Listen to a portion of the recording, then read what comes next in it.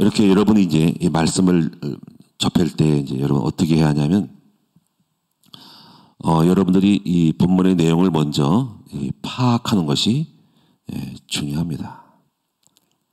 본문의 말씀을 파악하라. 그래서 여러분이 이제 이 본문을 파악하는 이제 줄거리를 요약해서 이렇게 나열을 해야 돼요. 줄거리를. 여러분이 이제 그 논술을 배울 때, 우리 어린아이들이 논술을 배울 때 이제 줄거리 요약이라는 칸이 있어요. 큐티를 할 때. 그러면 이 사건의 줄거리를 쭉쭉 이렇게 써봐요. 쭉쭉. 이 훈련을 합니다. 이거를. 그래서 막 10줄이 나올 수 있고 20줄이 나오는데, 그런 식으로 해서 줄거리를 나열을 해야 돼요. 그걸 할 거고요. 그 다음에 이제 여러분이 본문을 볼 때는 특별한 단어가 있습니다. 여기는 이제 도벳이 나오는데, 여기 또 도벳, 흰놈의 아들의 골짜기라 할 때는, 이런 것들이 모를 때는 네이버 검색을 통해서 찾아야 돼요. 그런 어떤 지명이나 인명들이 있으면 그걸 네이버 검색을 통해, 요즘은 참 좋아서 책을 많이 안 봐요. 그냥 바로 찾으면 더 빨리 나오니까. 이렇게 해야 돼요. 그래서 줄거리를 하고, 그 다음에 이제 정확하게 줄거리가 파악이 되면은 거기서 묵상을 해야 돼요. 거기서 메시지가 나와요. 중요한 것들을 찾아야 됩니다. 근데 이 본문의 분석이 잘 안 되면, 그 본문과 관계없는 자기 생각을 말하게 되면 그거는 잘못된 거예요. 그래서 여러분이 반드시 그 본문을 읽고 본문 속에 숨겨진 것을 찾을 때 굉장한 영적인 깨달음이 도달해요. 거기서 비밀이 생기는 거예요. 비밀. 근데 본문의 말씀을 묵상을 깊이 안 하면 사람들이 항상 겉핥기로 어떤 이미 들은 것만 말해야 됩니다. 그래서 새로운 것이 발견이 안 돼요. 사람들의 말을 들으면 똑같은 형식적인 말만 합니다. 세밀해지지 않아요. 그래서 여러분들이 이 본문의 내용을 잘 파악하면서 깊이 묵상을 하게 되면은 그동안 못 봤던 메시지, 새로운 어떤 영적 개념들이 들어온다고요. 거기서 내 영성이 한층 덧입혀지는 일이 벌어지는 훈련을 하셔야 됩니다. 그 본문의 말씀이 다양할 때 엄청난 영성들이 본문을 통해서 깨달아진 사람들의 글을 캐치할 수가 있어서 영이 막 자라는 것입니다. 오늘도 그런 경우 하나인데, 자, 보겠습니다. 그래서 여러분이 본문의 내용을 요약할 때, 이제 저는 이렇게 했어요. 첫 번째 보면은 하나님께서 에레미야에게 토기장이의 옹기를 사라고 하신다. 이렇게 문장을 하나 만들어요. 이거를 글을 써봐요. 종이에다가 쓰란 말이죠. 볼펜으로. 아이들에게도 이렇게 쓰게 해요. 줄거리를 훈련을 자꾸 반복해서 해요. 그런 아이들이 한 내용을 씁니다. 제일 첫 번째. 그래서 1절에 보면은 여호와께서 이와 같이 말씀하시되 가서 토기장이 옹기를 사고 옹기를 사라는 겁니다. 이게 액션, 행동의 첫 번째. 하나님이 여호와 에레미야에게 토기장이의 옹기를 사라라고 말씀하셨다. 1절. 두 번째, 너는 이 사가지고 백성의 어른들과 제사장의 어른 옛사람과 해서 하시듬은 어기 곁에 있는 힘논의 아들의 골짜기로 가서 가라 이거죠. 두 번째 부분은 흰놈의 아들의 골짜기로 가지고 가라. 자, 여기서 이제 흰놈이 나왔으니까 흰놈이라는 말을 처음 들 때는 이걸 분석하는 내용을 사전에 네이버 검색을 해야 됩니다. 자, 흰놈의 골짜기 뭐지? 자, 이걸 메모에 기록을 하는 거죠.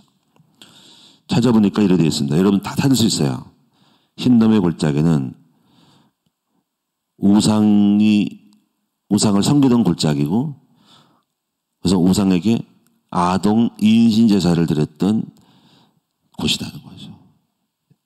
아동 인신 제사가 뭡니까?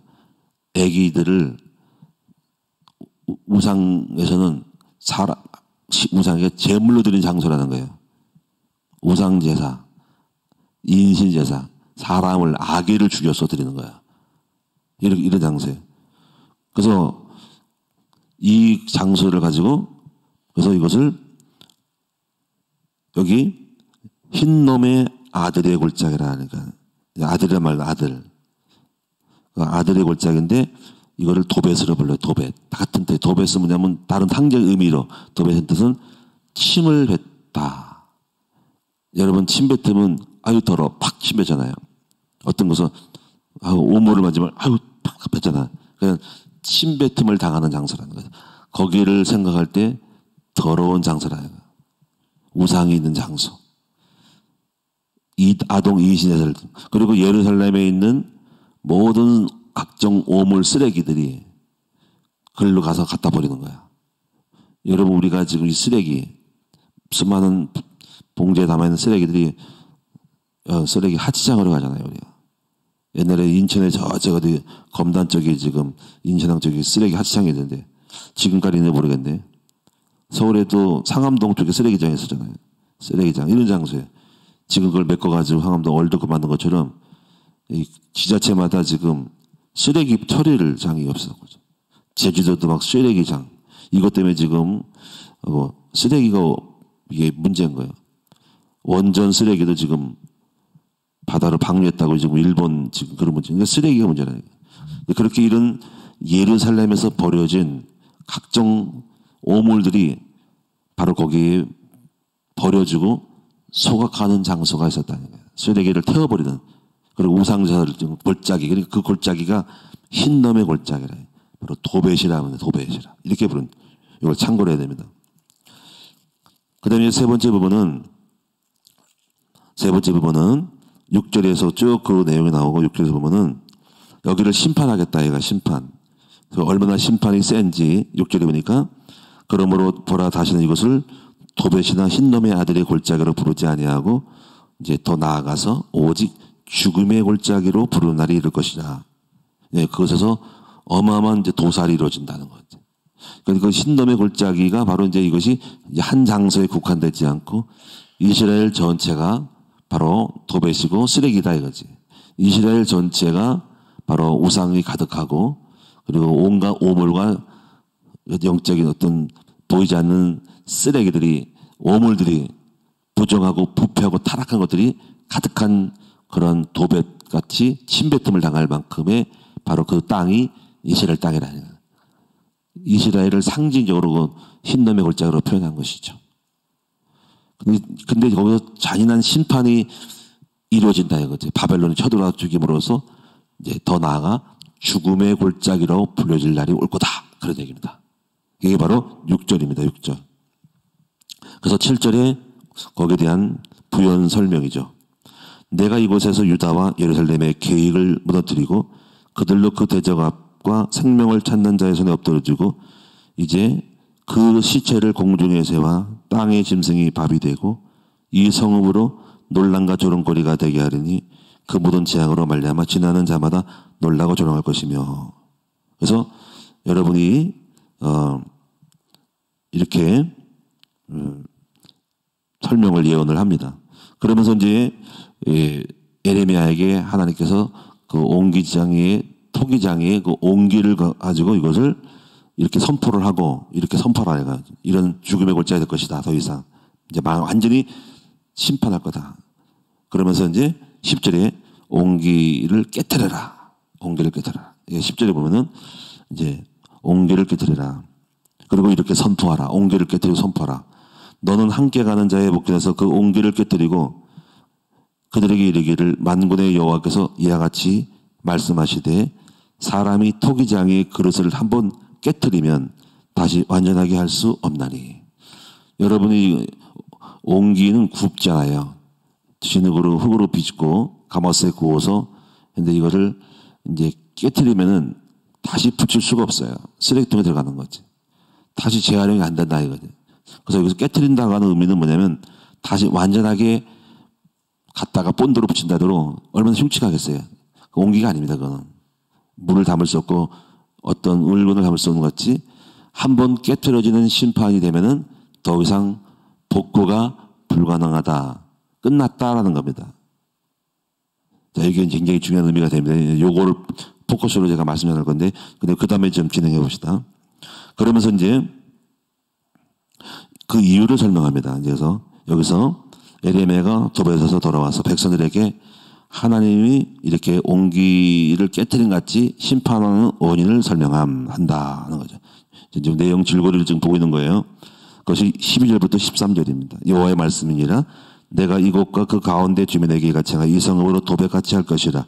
예루살렘 집들과 물다 왕들의 집들이 그 집 위에서 하늘의 만상에 분향하고 다른 신들에게 전제를 부음으로 더러워졌은즉 도배 땅처럼 되리라 하셨다 하라 하시니. 그러니까 바로 에레미야는 이렇게 옹기장이 옹기를 깨뜨림에 대한 심판의 이유를 죽음의 골짜기로 부르는 이유에 대해서 우상을 섬겨서 너희 땅이 더러워졌다라고 그 원인을 에레미야는 백성들에게 선포한다. 이렇게 내용입니다. 이 줄거리를 지금 하고 있는 거예요.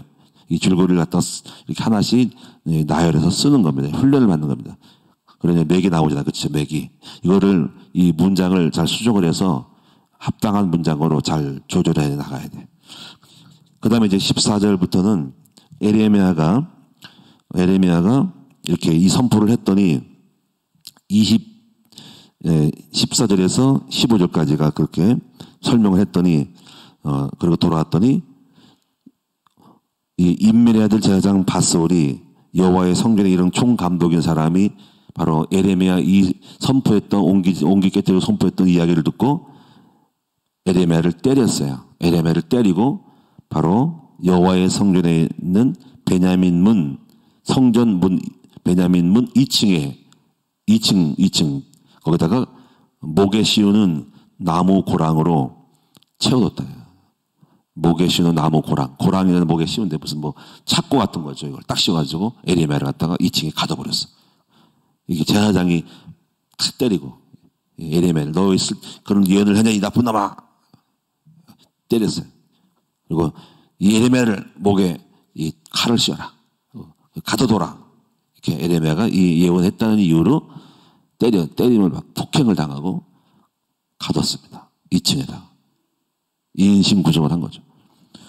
그 다음에 이제 다음날 바로 풀어줍니다. 다음날 밧솔이 에레미야를 목에 씌우는 나무 고랑에 풀어줌에 에레미야가 그 얘기를 대 그러면서 에레미야가 기죽지 않고 할 말을 합니다.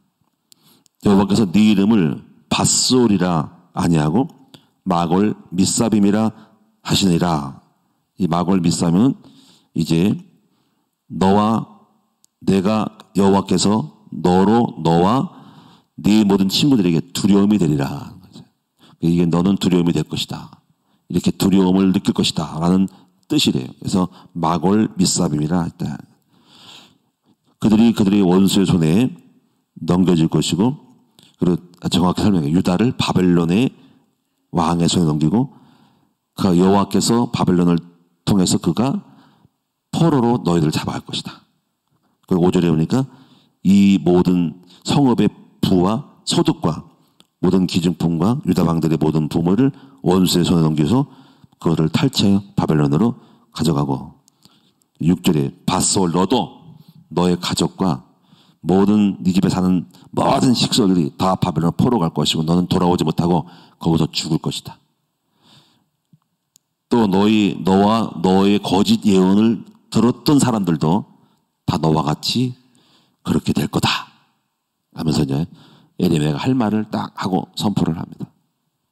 이제 여기까지가 이제 제가 오늘 말씀이고 내일 거는 이제 다음 담당자가 남기는데 요 말까지 했습니다. 여러분 지금 이렇게 여러분 이제 이 내용을 줄거리를 파악함으로써 어떤 정황인지를 이해하셨죠? 하나님이 에레미야에게 토기장의 옹기를 사서 흰놈의 골짜기로 들어가서 거기서 이제 선포하라는 거죠. 너희들이 이제 앞으로 죽음의 골짜기까지 부를 정도로 바로 이 이스라엘 땅이 그렇게 될 거라고 선포하는. 그리고 그 원인에 대해서는 이제 너희들이 우상을 섬기고 더럽게 했기 때문에 그렇다. 그래서 그러면서 선포해놓고 옹기를 깨뜨려라. 그래서 옹기를 깨뜨린 이유는 옹기장이 이제 비유인데 다시는 복구하지 못할 정도로 너희는 끝났다. 이렇게 선포하라는 얘기예요. 그 얘기를 듣고 제사장 밧솔이 에레미야를 때리고 2층 문에 가뒀다. 그때 에레미야가 거기에 기죽지 않고 여기 보니까 그 마골 밋사빔이라고 선포하면서 너도 이스라엘 땅도 다 포로로 끌려갈 것이다 하고 선포를 했다 하는 얘기입니다. 자, 여러분 여기서 이런 내용 속에서 우리는 이제 하나님께서 어떤 메시지를 주시는가 하는 걸 알아야 됩니다. 여러분 어떻게 생각하세요? 이런 메시지를 하실 때. 여러분 찾을 수도 있고 못 찾을 수 있는데 기도를 해야 됩니다. 하나님 이런 내용인데 여기 어떤 뜻이 담겨 있습니까? 그래서 일반적인 이제 큐테이션은 하나님은 누구신가라고 일단은 이렇게 하면 또 만들어지죠. 그냥 여러분이 잘 안 나와도 처음 하는 분들도 메시지를 찾는 방법은 이 속에서 하나님은 어떤 분인가를 찾아내는 것만도 메시지가 돼요.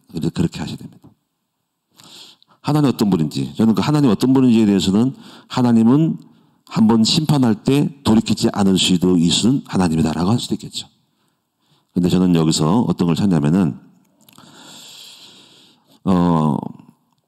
하나님께서 이제 그 옹기를 깨뜨렸을 때 다시는 복구가 안 되잖아요. 그렇죠?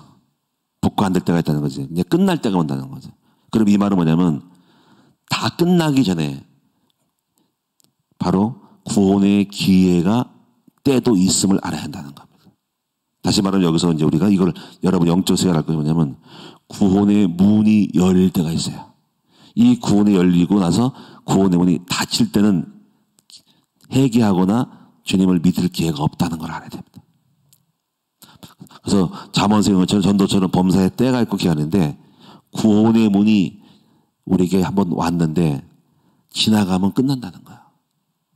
그러면 이제 그때부터 문이 딱 닫혀가지고 다시는 회개할 기회를 얻지 못하는 때가 있다. 그래서 사람마다 시대마다 다 때가 있다. 구원의 문이 열릴 때. 여러분 이것은 좀 고린도후서 6장 그 의미를 영적 세계를 알아야 돼요. 고린도후서 6장 이제 보라 지금은 은혜 받을 만한 때요. 바로 구원의 날이로다가 왜 말했냐는 거죠. 여러분 잘 눈을 열어보세요. 노아 방주 때예요. 하나님이 앞으로 물로 홍수로 심판할 거라고 예레미야를 통해서 선포하셨잖아요. 그때 그 날은 120년이 되리라 그러잖아요. 그럼 이제 120년 동안에는 무슨 때입니까? 바로 회개하여서 방주에 들어와 홍수 심판을 면할 수 있는 구원의 때예요. 그때 예수 믿을 때고 회개하면 돌아온다는 거지. 근데 120년이 딱 지나가서 방주의 문이 닫히면은 다시 들어갈 수가 없어. 무슨 얘기냐면 이 세상의 구원도 바로 때가 있다는 겁니다. 우리 인생의 개인도 어떻게 보면 어떤 사람들에게 누가 전도자가 길거리에서 말할 수도 있고 어떻게 보면 한번 친구를 따라 교회에 올 수 있는데 그것이 보통 일이 아니라 구원의 때라는 겁니다. 우리는 전부 다가 아마 지금도 불신자들 가운데서도 아마 그 기회를 놓치고 한 번도 안 들어보지 않고 방송을 통해서나 누구 친구들 우리 교회 가자라고 이것이 아무것도 아닌 것처럼 들리지만은 하나님이 부르시는 때였다는 거죠. 어제 등록하신 분들은 그동안 교회를 다니신 분도 계시지만 안 다니신 분도 계실 겁니다. 그들이 교회 왔다는 것은 그들에게 구원의 기회가 왔다는 거예요. 교회를 한번 발을 드는 자체가 엄청 중요한 거예요. 네, 수련회에 대해서 말씀드렸지만 이 수련회가 엄청 중요한 겁니다. 이게 우리 청년들에게는 일생에 하나님을 체험할 기회예요. 이때를 이런 기회들이 없는 아이들은 이제 나중에 이제 믿기를 못해. 믿고 싶어도 안 믿어지는 때가 옵니다. 우리는 그래서 이 기회를 많이 열어놔야 됩니다. 우리가 이걸 의미를 알아야 됩니다. 잘 한번 여러분 생각해 보세요. 그래서 오늘 여러분이 마태복음 25장에도 보면은 열천의 비유 나오죠. 이것도 때가 있다는 거죠. 주님이 재림 때 혼인잔치 비유를 통해서 그 당시 풍습에 따라서 이제 신랑을 맞이할 때 처녀들이 맞이할 때 이제 기름 준비를 하고 신랑 맞이하는데 5 처녀는 미리미리 준비해서 때를 기다렸고 때를 맞춰서 주님 재림할 때 신랑을 맞이해서 잔치에 들어갔고 나머지 5명은 미리미리 그때 준비를 안 해가지고 신랑이 온다고 소식을 듣고 뭐 계시록에 듣고 뭐 재림이쯤 재림할 그때서 부지런히 하는데 그렇게 영적인 걸 하다가 신랑이 이미 와버렸어. 밤중에 호련이 와버려가지고 그래서 이미 신랑하고 집에 들어갔어. 성경에 보니까요 문이 닫혔다 그랬어요. 그래가지고 늦게 온 처녀들이 똑똑똑똑 두드려다니까 이미 문이 닫혔다 했어요. 이게 주는 교훈이 뭐냐면 구원의 문이 열릴 때가 있다는 겁니다. 이 구원의 문이 닫힌다면은 믿음에 대한 것이 동기와 욕구가 안 생긴다는 겁니다. 버스 지나간 거예요, 버스. 중요한 거예요. 여러분 이게 굉장히 중요한데 역사 속에서 보면 지금 유대인이 지금 돌아올 때가 아니에요. 유대인들이 지금 가끔 유대인도 믿긴 하지만은 큰 틀에서 보면은 구원의 역사가 이방인으로 들어왔어요. 여러분이 이스라엘 구원은 나중에 때가 열릴 거예요. 다 때가 있어야 믿어진다니까. 그래서 여러분 제가 좀 보면은 유럽은요, 한때 구원의 문이 활짝 열렸었어요. 종교 개혁을 통해서 신앙의 주축이 유럽이었어요. 스위스, 네덜란드 이런 영국 이런 데가. 그런데 이 유럽 쪽에는 이미 문이 닫혔어요. 닫히고 있고 지금도 약간 남아있는 이미 예수 전에 믿었던 조상들, 노인들의 시대에서 신앙을 유지하고 있는 거예요. 물론 그 중에서 예수 믿고 영접한 사람이 성교사가 있겠지. 근데 큰 틀에서 보면은 유럽이 지금 구원의 문이 한번 닫혔고 이미 그냥 잔존한 사람들이 지금 믿는 믿음이 있고 그 후손들이 유전한 것 뿐이지 이미 어떻게 막 그 지역에 성령의 역사라든가 이게 지나갔다는 거예요. 이걸 여러분 아셔야 된다. 그래서 여러분이 제가 일본을 보면은 일본 선교사의 무덤인데 거기도 한번 복음이 강타했어요. 선교사 막 들어갔습니다. 한국보다 먼저 들어갔어요. 그래서 뭐 캔슬했습니다. 막부 시대에 뭐 캔슬해가지고 일본은 이제 버스 지나갔어요. 물론 하나님이 아직까지는 기회가 있습니다. 주님 재림 전까지는 기회가 있는데 한번 닫힌 문은 쉽지를 않아요. 무슨 얘기냐면 잘 보세요. 성령의 흐름이 바람이 들어가는데 그것은 역사 속에나 개인에게나 때가 있어요. 여러분 북한은 옛날에 복음이 흘러가건데요. 어마어마해요. 예루살렘에 주일 지금보다 더 나았어요. 주일날은 다 문 닫았다 그래서. 그때 막 길선지 목사님 김옥동 목사님이 성령 부흥해서 가기만 하면 폭발했는데 공산주의가 들어가면서 구원의 문이 꽉 닫혀버렸어요. 다시 북과 수는 있겠죠. 쉽지는 않습니다. 이런 시대의 눈을 잘 보시고 때가 있다니까요. 여러분 중국이 지금 서서히 닫히고 있는 거 아시죠?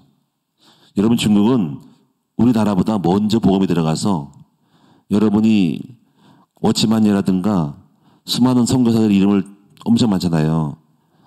지금 중국도 지금도 이제 우리 한국보다 예수 믿는 사람이 더 많아요.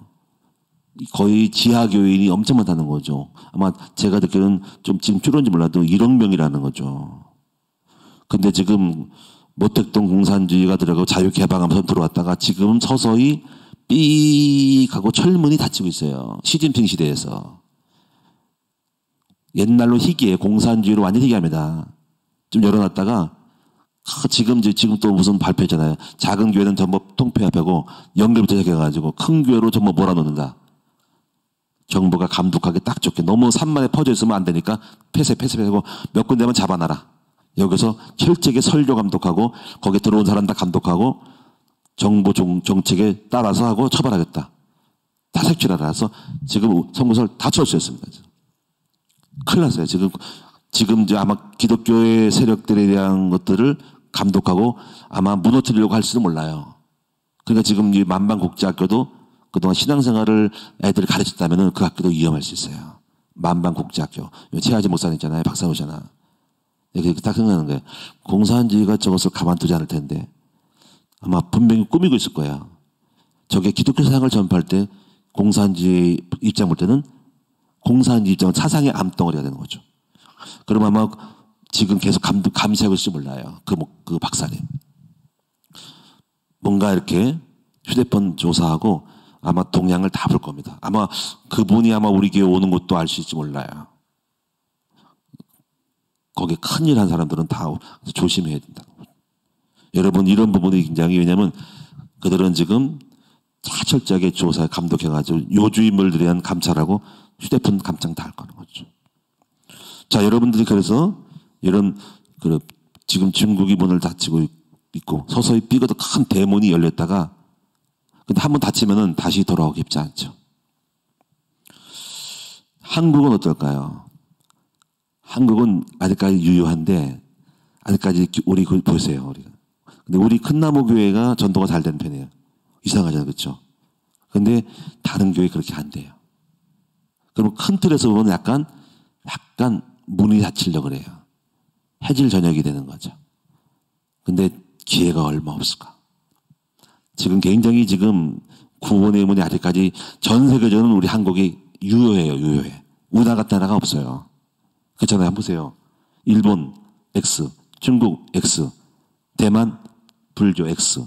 동남아, 동남아 중에서는 조금 문이 지금 열릴 수 있는 가능성이 베트남입니다.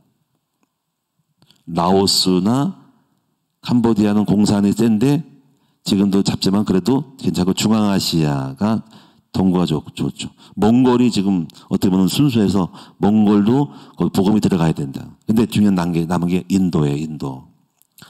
인도는 지금 기독교인이 6천만 명인데요. 힌두교인이 90%예요. 14억 인구입니다. 앞으로 복음의 황금어장이 인도일 수 있어요. 중요한 건 뭐냐면 아직 복음이 아직 안 들어가서 들어갈 만한데 근데 한번 들어갔다가 나온 데는 다시 들어가지 않는 때가 버스가 지나갔다는 거지. 버스 아직 안 들어갔다고, 인도는. 인도를 놓고 기다 인도가 굉장히 살벌한데 인도가 굉장히 엘리트가 많아요. 컴퓨터, 전부 과학. 이게 엘리트가 많아서 영어도 잘하고 나사, 우주, 항공에 컴퓨터 인재가 다 들어가 있습니다. 그 인도 속에 지금 중국을 대체해서 산업들이 현대나 삼성, SK 이런 부분이 다 지금 거기에 반도체 공장을 인도로 돌려주잖아요. 베트남하고 인도하고. 근데 여러분이 지금 우리가 항상 흐름을 따라가야 해요. 때가 지나가면 아무리 해도 선거사의 무덤이 되잖아요. 일본은 지금 어려워요. 일본은 굉장히 힘들어요. 제가 전에 일본에 이제 갔는데 그 일본 사람도 그 일본 사람이 일본이 보면 일본화가 되면 안 되는 그분 철저 여자가 일본화예요. 굉장히 몸살이에요. 일본의 야마다 은사가. 몸살이 뭐냐면 일본 사람들은 안 된다 그러고요. 일본 사람들은 조심해야 된다고 일본 사람 방에 못 들어간다고 신방도 나는 가면 신방할 생각을 했거든요. 가정교회를 지내는데 여기는 가정을 개방하니까 저 전도사부터 의식이 안 바뀌면은 부흥 아니란다는 거지. 무슨 얘기면 이미 문이 닫힌 거야. 일본 같은. 그러니까 우리는 어디를 들어가 선교가 되냐면 하나님의 가시는 곳에 따라가는 선교 흐름을 타야 된다는 거지. 그 흐름이 어딜까요? 약간 지금 여러분 그 동남아시아나 그리고 인도 쪽으로 가고 몽골도 아직 한번 안 들어가서 그래요. 몽골도 괜찮고 중앙아시아 쪽으로. 근데 이슬람이 세지만은 복음이 들어갈 때 지금 중앙아시아가 굉장히 지금 황금어장으로 들어가 있습니다. 또 그쪽으로 가야 되고. 그래서 우리는 선교단체의 그 백투 예루살렘 쪽에 포커스는 중앙아시아에 맞춰 있어요, 지금. 중앙아시아를 뚫고 지나가고 이슬람이 세에 들어가야만이 거기서 이스라엘 땅을 가니까 모든 포커스는 중앙아시아에 맞춰 있다. 루마니아 이런 나라, 우크라이나 지금 기회잖아요. 폴란드가. 왜냐하면 전쟁을 빌미로 윤석열 대통령이 북구 사업하고 들어가잖아요. 그게 또 기회일 수 있어요. 이제 폴란드가 방산업체가 들어가잖아요. 그게 그냥 여는 게 아니에요. 하나님이 우리의 기업이 들어가면서 신앙인이 들어가는 기회라니까 그게 선교 차원을 볼 때는 굉장히 문이 열린 거다. 그리고 K-팝이 굉장히 한류 문화가 하나님 쓰시는 도구예요. 모르는 데가 없어요. 이게 전부 다 이 기회를 떼라니까 이게. 이걸 통해 가지고 한국을 알리고 한국이 잘 사는 이유가 잘 살아야 되고 환율이 높아져서 우리 돈 100만 원 가지고 다른 나라에 1000만 원 되게 만들어서 선교사들 하여금 작은 돈 가지고도 그렇게 할 수 있도록 만들어주는 것이 굉장히 큰 거예요. 부강하게 만드는 것이 축복이라니까. 그래서 선교하거나 하나님이라면 복을 주신다니까. 선교하도록 만들어주시니까 힘을 준다니까요. 마지막으로 지금 여러분에게 이제 결론적으로 말씀드리면은 하나님은 알게 모르게 시대적으로나 국가적으로 구원의 때를 주신다는 거 아닙니다. 저는 그걸 생각을 해요. 그래서 여러분이 제가 이제 성경학교가 아이들에게 굉장히 중요한 때예요. 성경학교가. 이 성경학교는 어릴 때 성경학교에서 아주 그냥 요란한 뻑적하게 해야 된다는 거예요. 잊을 수 없는 추억이 되게 만들어야 됩니다. 그런 의미로 해야 돼요. 잊을 수 없는 추억이 되게 해야 돼. 그러면 그 아이는 늙어서도 떠나지 않아. 나 어릴 때. 그래서 나이 들어 교회 나오는 확률이 어렸을 때 주일학교를 다녀본 아이들. 그리고 행사를 했을 때 성탄절 때 그리고 또 추억을 주는 게 뭐냐면 새벽성 돌 때. 요즘 새벽성을 막 하잖아요. 우리 옛날에 추억이 있는데요. 눈덩이 막 돌아다니면서 개척교회 때 눈 걸으면서 막 기쁘다고 그러는데 지금은 어렵지만 그런 경험을 시켜줘야 돼요. 교회에서 놀던 기억, 가자 주던 기억. 지금 우리 아이들이 지금 엄청난 지금 추억을 사는데 그것이 나중에 전부 구원의 때가 되는 씨를 심은 거예요. 우리가 뭐 하냐면 행사를 요란뻑적하게 하는 게 중요한 거예요. 요란뻑적하게. 아직 경험이 되도록 만들어야 된다. 그런 의미를 해야 됩니다. 그때 은혜 받지 못하는 게, 그거 해서 뭐 해야 되냐. 아니라니. 그게 쌓여가지고 중고등부 수련회 때 막 그냥 애들 막 놀더라도 막 교회에서 놀던 기억들. 이게 다 뭐 추억이 되고 주님을 떠나지 않은 기회가 되는 거예요. 이번 청년회 있잖아요. 이 청년은요, 젊은 수련회 가잖아요. 완전히 성령이 폭발해가지고 요때 한번 은혜 받은 아이는 얘는 목사가 나오고 엄청난 일이 많은 겁니다. 이번에 정말 많이 갔죠. 우리 청년회 최고 많이 갔어요. 50명 전부 스텝에서 합해서 50명이니까 엄청나게 많이 간 건데요. 이번에 여러분 특별히 기도하셔가지고 여기서 완전히 성령 받고 막 방언까지 받고 하면은 그 아이는 인생 속 나중에 주님을 떠나지 않는 경험이 될 거예요. 한 번의 어렸을 때의 추억과 경험이 인생을 바꿉니다. 저는 어렸을 때 막 기도원을 다니잖아. 제가 초창기 믿으면서 제가 기도원 출신이거든요. 6개월 동안 기도원에서 대한수련에서 봉사자로 살았습니다. 성전을 거서 졌어요. 성전을 졌어요. 노가다 했다니까 올라가서 땅 파고 옥탑 올라가지고 막 철근 날고 막 그래가지고 그리고 저녁에는 거기서 예배 드리고 그리고 강가에 한탄 강가에서 그 전부 분위기 따라 막 기도하고 굴속에 들어 기도하고 그 추억이 있어요. 차가 없어가지고 걸어서 저기 어딘가 거기 무슨 도시에서 걸어오는 기억도. 근데 그런 것들이 어마어마한 기억이에요. 이것이 그런 경험을 한번 해본 사람들은 주님을 절대 떠나지 않습니다. 이 추억거리를 만들어주는 거죠. 그래서 여러분 지금 어른들도 마찬가지로 그 바이블 암성학교 아이들 암성 굉장히 중요하고요. 그 다음에 전지학 1대1 이제 인카운터도 해야 되는 게 뭐냐면 아마 그 인카운터를 통해서 우리 새신자들이 성령을 체험하는 2박 3일 동안의 그 경험이 신앙의 마중물이 돼가지고 엄청난 폭발적인 견인을 할 거라는 거죠. 그런 수고를 우리가 아끼지 말아야 돼요. 인카운터 다시 해야 된다. 제가 겨울에 지금 더우니까 그런데 행사가 많으니까 힘드니까 날씨 좋을 때 겨울 굳이 꼭 여름에 할 거 없어요. 활동하기 딱 좋은 동계 딱 그때 한번 하는 것도 괜찮은데 하여튼 조금 지나가 보자. 코로나 끝났으니까. 근데 중요한 건 뭐냐면 우리는 수고를 해서 그런 추억거리를 영적인 경험거리를 자꾸 제공하는 것이 목회자의 헌신이고 수고입니다. 이번에 제가 교육자들에게 내가 이제 활동비로 10만 원씩 줬어요. 전도사들 사모님도 갔잖아.